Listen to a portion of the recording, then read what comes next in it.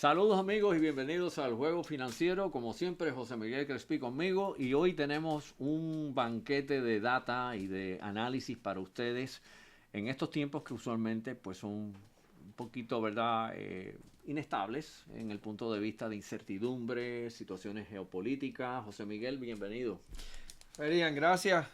Contento nuevamente de estar grabando un episodio en el Juego Financiero contigo.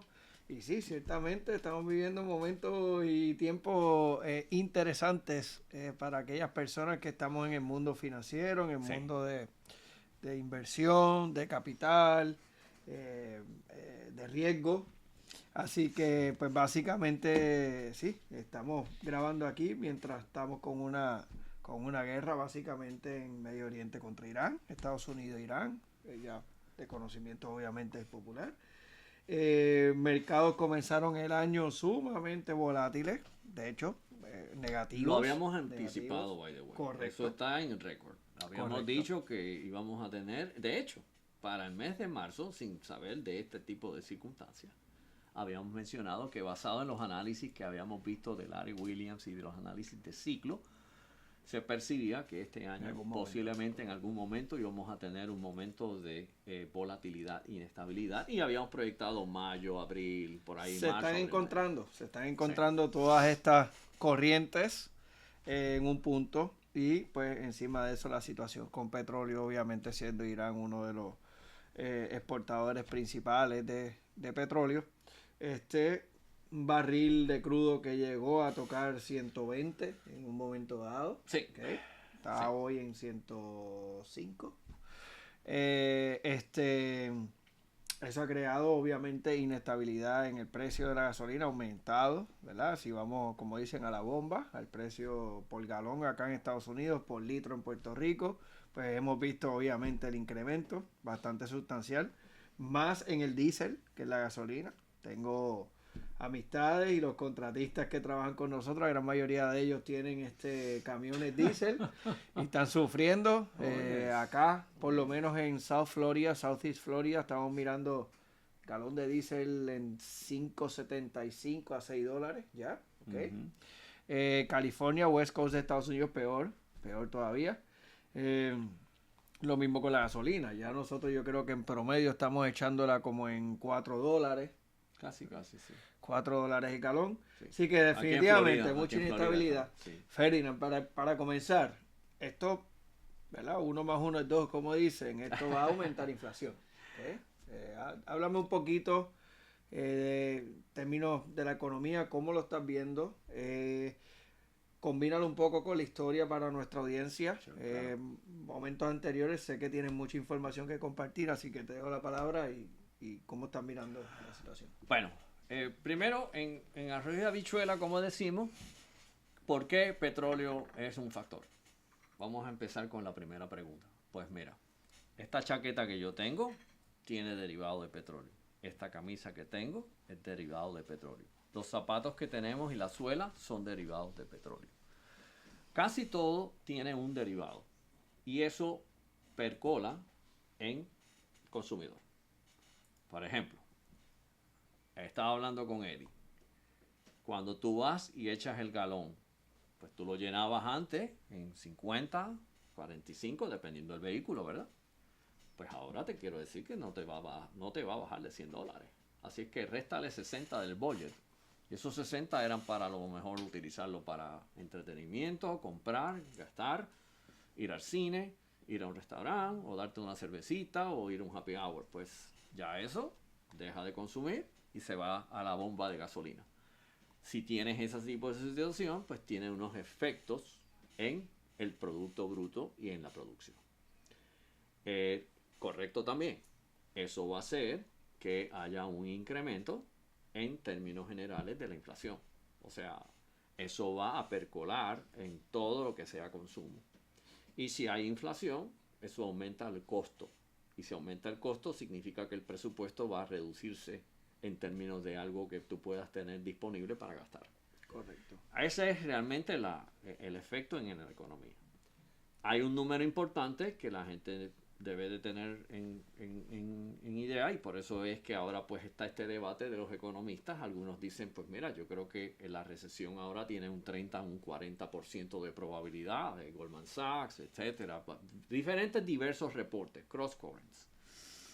Tienes por otro lado, cada $10 de incremento en el barril que suba representa un décimo del 1% en menos de GDP. Si el GDP, que es el Producto Bruto Nacional, está, el forecasting, el último que vi, está en 3.70 a 1%. O sea, no estamos hablando de un crecimiento robusto, estamos hablando ahí lo que habíamos vaticinado desde hace ya tiempito, desde el 2024-2025, de que íbamos a tener una situación con las tarifas, con el desequilibrio que hay en términos de tráfico internacional, debilidad de dólar, etcétera, etcétera, etcétera. El Big Beautiful Bill a la misma vez, tienes las fuerzas de AI, pues tienes unos cross currents que te causan de que la economía pues tiende a balancearse por el hecho del Tax Big Beautiful Bill, que es el hedge contra las tarifas, que esa era la apuesta de la administración Trump, parte 2, pues que por lo menos siguiéramos creciendo.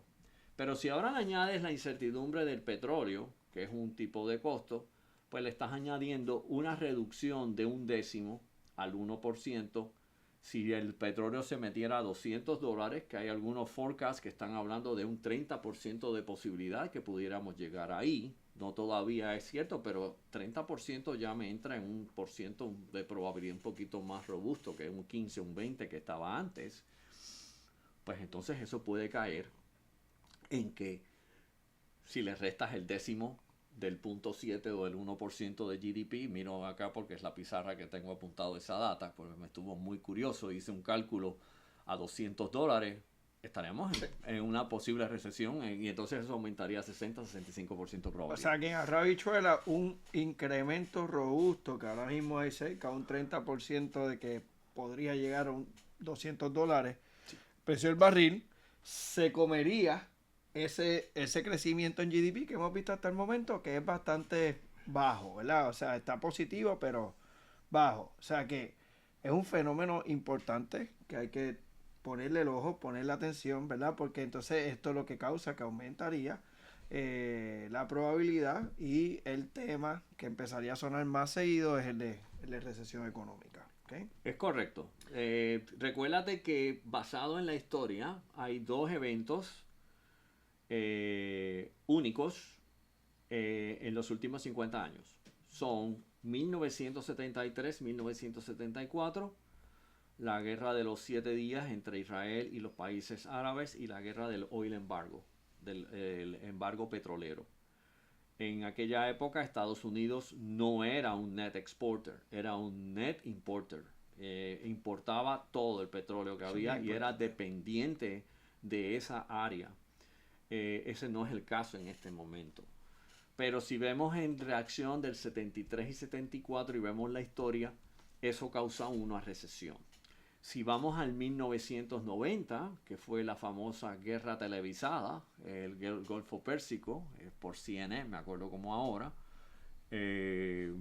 prácticamente fue la guerra contra Saddam Hussein en Irak, que se esperaba que tuviera, y ese tipo de conflicto, la invasión de Irak a Kuwait, pues se creó un disloque histórico en términos del precio del petróleo, y también causó una recesión, y de hecho causó de que realmente George Bush padre perdiera las elecciones, porque decía Clinton, it is the economy, stupid, it is the economy. La economía determina elecciones. Y ese año era un año eleccionario, desgraciadamente, aunque Greenspan trató de tirarle la toalla, de bajar las tasas y poder ayudarlo a revivir, pero no llegó a tiempo para esas elecciones y perdió las elecciones. Así que sí, tiene unos impactos. Y en cada uno de esos impactos, los mercados, tanto bursátiles como los de inmobiliario, tienen un efecto, perconen todos los efectos. Mírate Bitcoin, la tremenda corrección que ha tenido. Mírate, en términos generales, el bono del tesoro de 10 años, que estaba a punto de tocar por debajo de 4, pues se ha se ha despertado y está prácticamente en 4.35, 4.30, 50 bases puntos, un jalón de pelo en menos de 3 semanas. Pues eso lo que hace es que encarece el costo de dinero, eso encarece también el affordability, que es un issue ahora mismo en housing. Todo eso se percola. Y también el hecho de que en manufactura los costos de materia prima te van a aumentar. Y ese costo, pues, la gente se lo pasa al consumidor. Y entonces eso crea una situación en términos en cadena.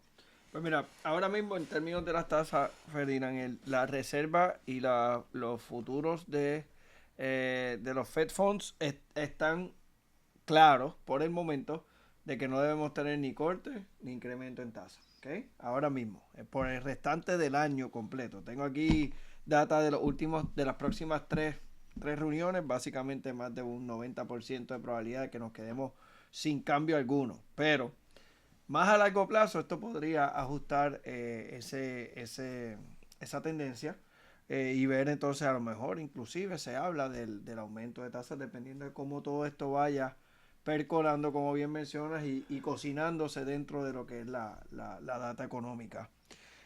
En términos de los mercados, pues definitivamente comenzaron muy volátiles lo que va de año. Mercado de acciones negativo, el Standard & Poor's 500 5 a 6% negativo en lo que va de año.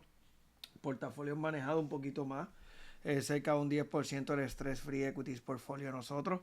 Ya comienza a sufrir cambios, bien importante. Comenzamos a hacer una movida de protección, un rebalance de protección de activos, de profits y rebalance también en términos de levantar un poquito de efectivo. Ahora, ¿de qué manera, Ferdinand, me han preguntado, de qué manera atacar entonces la oportunidad? Si lo queremos mirar del lado de oportunidad, pues ciertamente aquellas personas que tengan un horizonte de tiempo más a largo plazo están viendo una buena oportunidad de entrar al mercado. ¿Por qué? Porque si lo miramos un poquito más de cerca en la lupa del mercado de Estados Unidos, pues las compañías comienzan a ver un precio relativamente más cómodo comparado a la valorización de la compañía. Sí que lo hace un poquito más atractivo ciertas compañías, principalmente el sector de tecnología.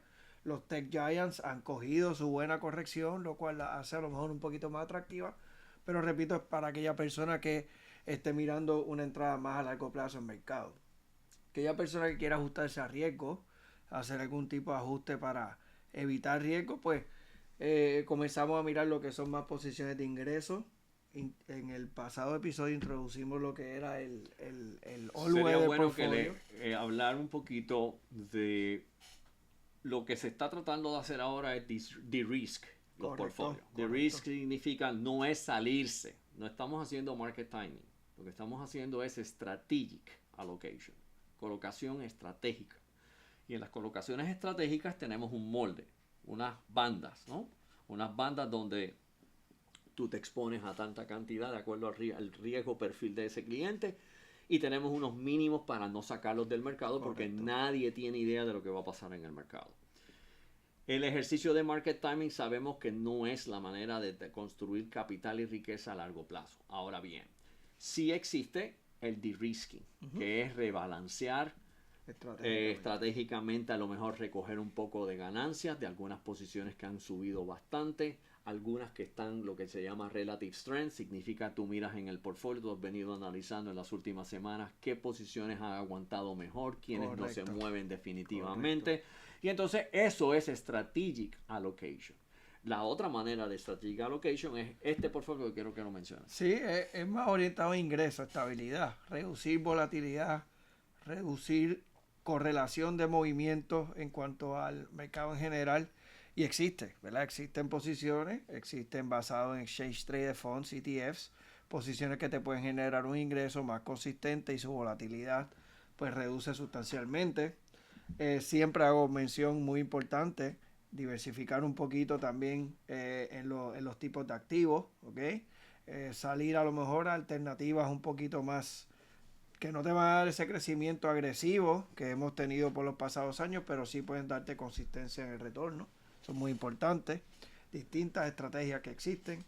Y pues definitivamente aquellas personas también que a lo mejor sí lo ven como una buena oportunidad, la parte que tiene que ver con inversión consistente o el dólar, famoso el dólar cost average, ¿verdad? Porque si tú estás entrando consistentemente unas cantidades al mercado, en estos momentos pues estás adquiriendo un poquito más, más económico, más abajo y así sucesivamente. Así que de todas maneras hay maneras de atacar el mercado, todo depende de ¿verdad? de la estrategia, lo que se quiera lograr y el horizonte de tiempo de la persona. Y pues definitivamente, Ferdinand, continuamos vigilantes a cómo se vaya desempeñando los mercados. En el próximo episodio vamos a hablar un poquito de cómo también estas situaciones entonces afectan lo que tiene que ver con las bienes raíces, con los real estate portfolios, las estrategias y dar un update de esto también. ¿Por qué? Porque las tasas en bienes raíces también han venido, similar a como sucedió con el bono del tesoro, han venido teniendo un pequeño uptick y esto pues obviamente estamos muy atentos a ello. Así que no hay tiempo para más, quisiéramos seguir conversando, pero Sí. en el próximo episodio pues podemos seguir viendo dando el update de cómo se van moviendo las cosas y es bien importante mantener a la gente comunicada. Bueno, hasta la próxima y nos vemos en el próximo episodio del Juego Financiero Special Edition.